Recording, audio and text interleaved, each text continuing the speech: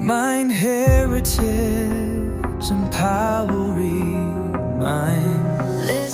But let me ask you a simple question. Don't worry, we have all these things we're covering. I'm going to do them in practice. Yeah? But we want to have context first. What are the levels of learning? With every step we take, it's like telling you the levels in education. You know, we start with kindergarten, go to primary, go to O level, A level, university. I don't know that in the international schools side. I don't. But let's use the ones that both of us went to. Those are the levels. So even when you start, you know, my destination is university. So you persevere the actually 21 years until you get to university. So what's the first level of learning? Unconscious, incompetent. Right? So the first level we said it's unconscious incompetent. You don't know. I'm not interested. Okay, I may be knowing a bicycle, but I'm not interested. So I don't know. There are people there who do not know, and they don't even want to know that there's the art of learning. Right? So you're unconscious. It is not in you. And the other thing is that you do not know. Even if you become conscious, you actually do not know. And here, actually, you also don't even realize how hard it is for you to get to know. Look at somebody like, I'm not interested. Then the other is conscious, incompetent. Yes, you're conscious that you do not know, but still you do not know. I'm conscious, I know. Every plane, there's a pilot. But I don't know how to fly it. Knowing everyone, I know people ride bicycles or motorbikes, but I don't know, right? So I'm moving from unconscious incompetent, now I'm coming to conscious incompetent. I know, but I do not know. I know there is an art of learning. The third is the conscious, we have talked about the conscious incompetent, then the conscious competent. Now you're conscious there is a bicycle. You want to learn how to ride the bicycle. Actually, you start learning how to ride the bicycle. Here, you fail. You try to read a book, and you don't understand it, but you keep reading it. You're conscious, and you're trying to become competent. Then the fourth is unconscious competent. Many of us know how to drive. How often are you conscious while driving? It comes easily. Like if it's a manual car, you don't start calculating, hey, no, just come. They give you a bike, you're neat, you're going. They give you the car, you ignite it. It's unconscious because it has been embedded in your subconscious mind. Competent. So you're no longer thinking of how am I going to put the gear? Where are the brakes? Where is the, No, it's already embedded in you. And that's how also learning is. Gets to a time that you're not thinking about the 20 minutes or 30 minutes. You just get up. You're not thinking of, okay, this is my point. Let me highlight it. No, it comes naturally. Because now it has been embedded in your subconscious mind. If we go back to the first statement I asked you, don't read to do what? To finish. Read to do what? Understand, to relate, and to apply. Now, if it's a rainy day, and I get a sponge and put it on this table, and we get a brick and put it on this table, and it rains and later on stops, which one will be holding more? Why? Texting. You're taking in what? Information. That's why I tell you, read as much as you can. Because you never know when you relate with it. But many of us don't want to read, and we want to relate. And yet we know, not in their respective order, but are we able to differentiate knowledge, understanding, intelligence, and wisdom? We know these things. Well, what's the difference? Knowledge is the information that many of us get from school. Actually, education makes us more knowledgeable. Information. Then what is understanding? When we talk about knowledge, we're talking about information. Go to school, learn as much as you can learn. Understanding simply means you're going past what you have learned. You're being more creative. I can understand something, but I may not apply it. Right? I come and I tell you, if we're talking about thinking, learning, I bring you the knowledge of the seed, the blah, blah, that shows you that I have understood, but I may not apply. Now, intelligence simply means you're able to see from what you've understood and from what is, and you bring it to reality. You relate with it in our ordinary. If you're attending a conference on biology, maybe let me say psychology, and you've never pursued psychology at any one point, the person who will break it down for you and you relate with it, the person who's intelligent, is very simple. You come to academia, most of the professors and doctors, we have not gotten to that place. We have read too much, but you don't bring it to the normal person to understand. Now, what wisdom is not something you say that you are. It's a manifestation of all this. And somebody will see your thoughts, your feeling, the way you act, and then. So you can't say, I am wise. No. It's what people see. And it's a compliment. So, but that's what we're saying. Get the information. Get it. Now, if they give you, you remember this, the abacus, not so. And they tell you when you add here 1 and you add here 1, when you add this, they become 2, not so. Now, understanding is knowing that when you add this and this, becomes 4. You get? So you've gotten the principle and you're building on that principle. That shows you've understood it. But another person will come and say, actually, yes, abacus will do for us. But how comes? Or how about if I get my stones? Right? Or I get my sticks? Do I have only to use abacus? Now that's where we go wrong when it comes to our education system. They will tell you that the only way to add is to use abacus to get an answer. Not so. But I may not be able to use abacus. Yes. You've gotten the information, you've understood it. Now you're trying to apply it. You remember they used to tell us that the sun rises and it sets. And if the teacher asks you, does the sun, which direction does the sun rise from? It rises from that. But is it true? And actually, if you don't put it, they'll mark you wrong. Take it the way it is. Information. Remember people who used to question in class? They used to categorize them as stubborn people. Gezi. Somebody is trying to understand.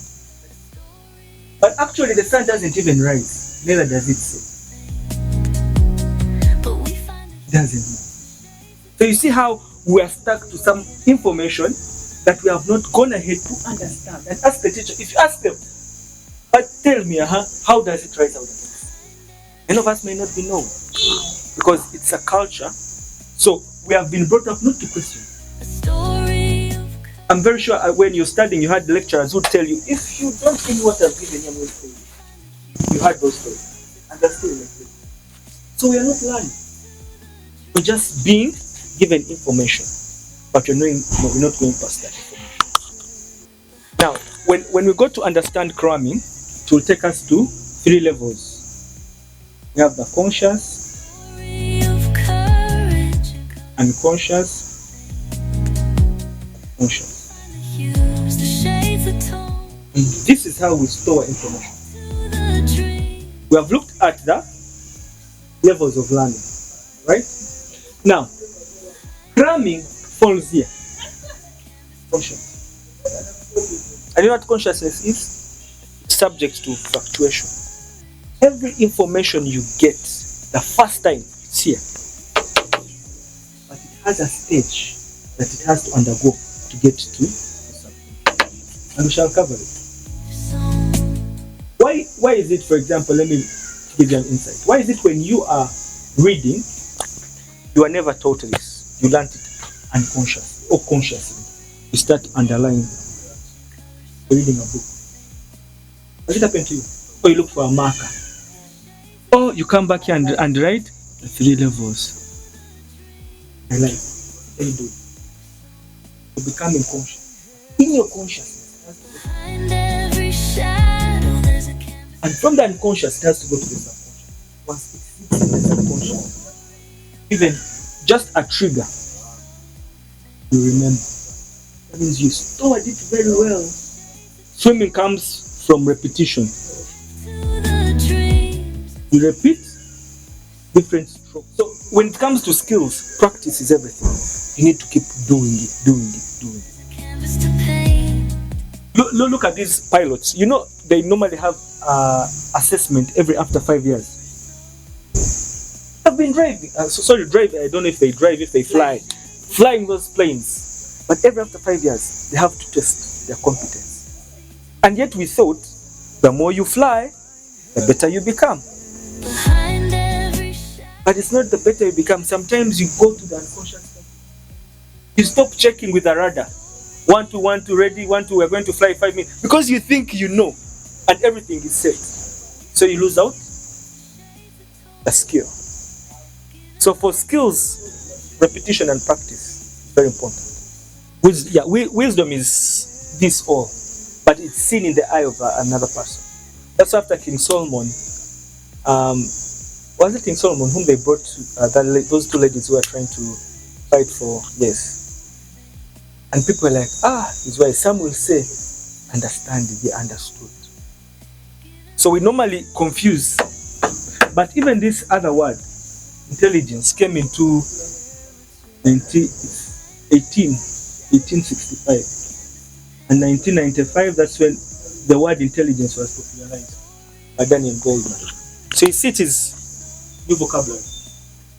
This is our pyramid when it comes to learning. There is so much we think we have understood. So much. But too little have we related here. Let's stop that. Every time you read something, you get information. Just know you're feeding here. And when you start thinking past the information, why we can read the same book but to explain it in a different way. The Bible is very interesting. The principles are more or less the same, but the way we relate apply. So this is what will differentiate you from me or you from any other person. So what are the challenges? Why is it that we fail to comprehend? We alluded to it earlier on. But it's very important because you can't change what you do not know. You need to first get to know the obstacles when you're able and you're willing to learn it. The first one we talked about, rote learning. This is a culture that we have been introduced to way back. Give it to me the way I give it. The sun sets, always tell me it sets. Never tell me the sun does not actually move. I'll mark you wrong. I'm sure you've heard of those lecturers who say, if you don't give me what I gave you, rote learning. 1 + 1 is 2. That is it. Never question. When you start questioning, you get it. The second, distraction and multitasking. Multitasking is a bitch. Human beings, we can't be multitask. You cannot. The brain, if you're too multitask, if we are too measure, your brain stops and gets on that. Do you know what multitasking is? There are things, when they talk about multitasking, they're talking about doing different things. And these different things, we're talking about cognitive ability. Am I able to write as I'm talking to someone? The things you can relate with, you think you are doing. But if you're going to measure your output, actually one is being defeated. If you're cooking, you'll find that actually the salt not enough, or you put a lot of salt, or you missed some spice. Inherited. So we think we multitask, but in reality, there is a detriment on a certain activity that you do. And yet, by the time you start doing all those things, you want 100%. So the output is quite different. Have you ever been typing, doing some work, and somebody comes to you, like, hey, by the way, this report, and like, yeah. When you come back, you forget, you lose your chain of thinking. And we know it takes you 10 to 15 minutes. Go back to your state. So imagine you're being distracted every day by different people. How much time are you losing? Maybe you've gotten a book, or you're in class, or you're in a seminar, and WhatsApp comes in, tap, tap, tap, tap. You'll learn, you'll pick something, but you won't have understood. So you won't relate with it, because the time when you're supposed to relate with it, something else. And once it has gone, it takes you back to zero, for you now to reboot and the brain to connect. The third is shallow reading habits. Many of us read without purpose, don't have a goal, don't have a reason. I normally tell people that if you go to your home and you find that you have 3 books, you've never read them, you're a shallow reader. Yeah, you're on my bedside like this. Yes. You had the intention. One for Easter. Yes. Shallow reading. You think you read by seeing them there. No. Remember those days when we used to get the Bible and put it under the pillow?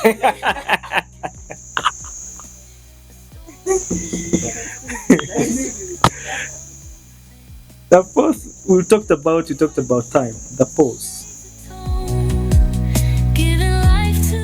If you cannot pause, you're failing to read. Pausing is to reflect. I'm able to speak to you because of the pause in my wife. This room is a room, or it's called a house because of the space. We're able to breathe because there is a pause. But if you're doing something in habituality or in a routine format and you fail to stop. I read some research the other day and they said 75% of our mental disorders are the result of us. We are in a loop and moving all over and over again. We're like a tire. It tears and wears. So it's an effect. The fifth is pressure. I want to finish this book. Hey, I've heard. You know those guys who say in a year? Actually, it's the 4-hour workbook by Tim Ferriss. It says read at least each month. Read a book. So in a year, you have read 12 books. Now it comes to the 3rd week and you're like, not just started, you're like, my goal. You know, you're like, my goal, I'm supposed to finish a book in a month. So there is pressure. And pressure may not only be even to finish, it may be pressure to explain or to tell. These 3 concepts are very important for you to learn. The head, the heart,